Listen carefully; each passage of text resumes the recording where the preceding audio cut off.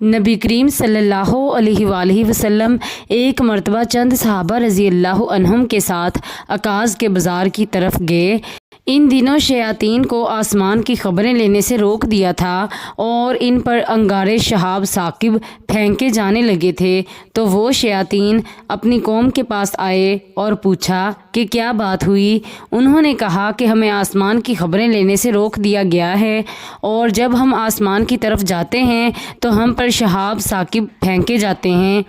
شیاطین نے کہا کہ آسمان کی خبریں لینے سے روکنے کی کوئی نئی وجہ ہوئی ہے، اس لیے تم مشرق و مغرب میں ہر طرف پھیل جاؤ اور اس سبب کو معلوم کرو جو تمہیں آسمان کی خبریں لینے سے روکنے کا سبب ہوا ہے۔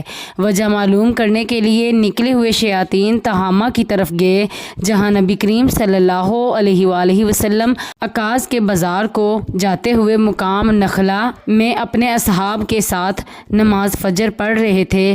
جب قرآن مجید انہوں نے سنا تو غور سے اس کی طرف کان لگا دیے، پھر کہا خدا کی قسم یہی ہے جو آسمان کی خبریں سننے سے روکنے کا باعث بنا ہے۔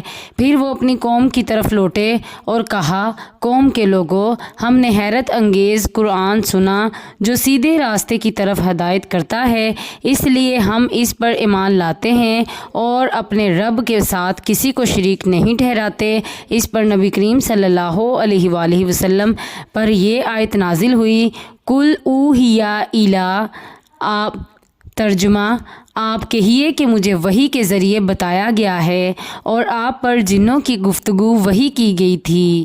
صحیح بخاری حدیث نمبر 773۔ نبی کریم صلی اللہ علیہ وآلہ وسلم اپنے مرض الوفات میں اپنے اوپر معوذات یعنی سورہ فلق، سورہ ناس اور سورہ اخلاص کا دم کیا کرتے تھے۔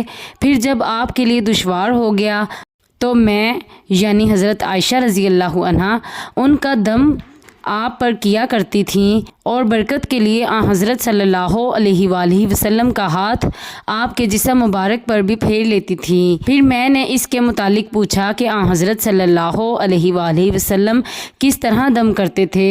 انہوں نے بتایا کہ اپنے ہاتھ پر دم کر کے ہاتھ کو چہرے پر پھیرا کرتے تھے۔ صحیح بخاری حدیث نمبر 5735۔